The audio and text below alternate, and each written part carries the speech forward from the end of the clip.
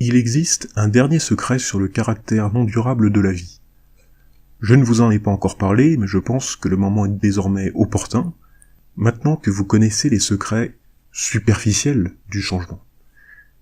Par rapport aux autres, ce secret est plus dissimulé, à tel point que beaucoup d'entre nous ne se doutent même pas de son existence.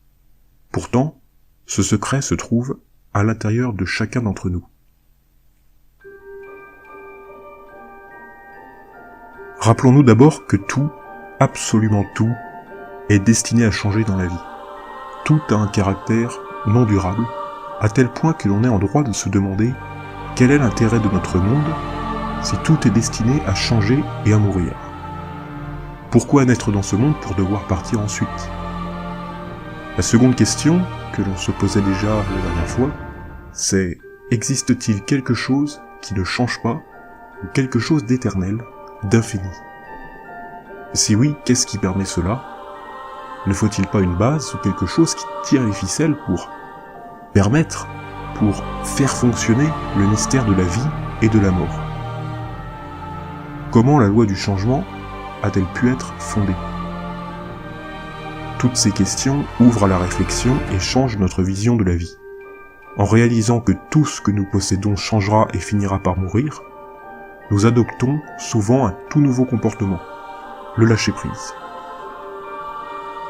Personne n'est en mesure de nommer la vérité ultime et universelle, de nommer ce qui sert de base à la vie et à la mort, ni de la définir ou de la conceptualiser.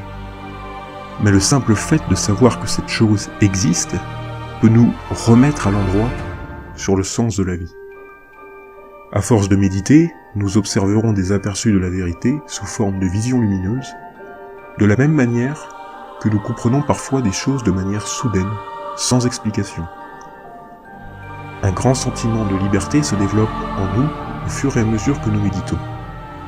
La joie, la paix et la confiance en soi s'installent petit à petit à l'intérieur de nous. Et seulement après cela pourrait se dévoiler ce que tous les bouddhistes recherchent: la certitude que quelque chose d'éternel est ancré profondément en nous, que rien ne peut détruire et que survivra à notre corps.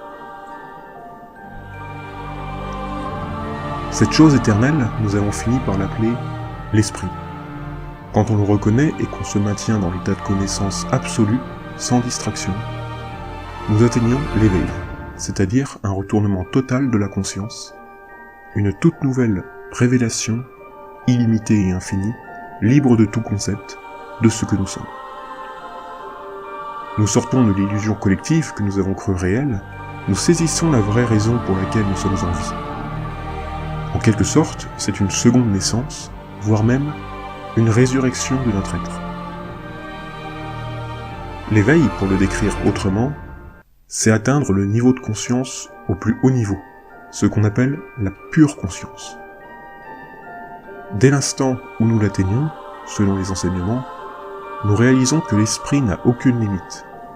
Un être éveillé ne ressent plus aucun besoin autre que de se détendre et de rester dans le même état jusqu'à sa mort, tout naturellement. Il reçoit la grâce parce que tout ce qu'il voit de ses propres yeux se libère de toute conception. On pourrait même dire qu'un être éveillé n'est plus un humain. C'est ce secret exceptionnel que nous livre le caractère non durable de la vie, l'existence d'une essence, la base, une conscience qui nous permet de vivre à travers un corps physique et qui perdurera après la mort. Cette vidéo se termine aujourd'hui et nous nous retrouvons très vite la semaine prochaine.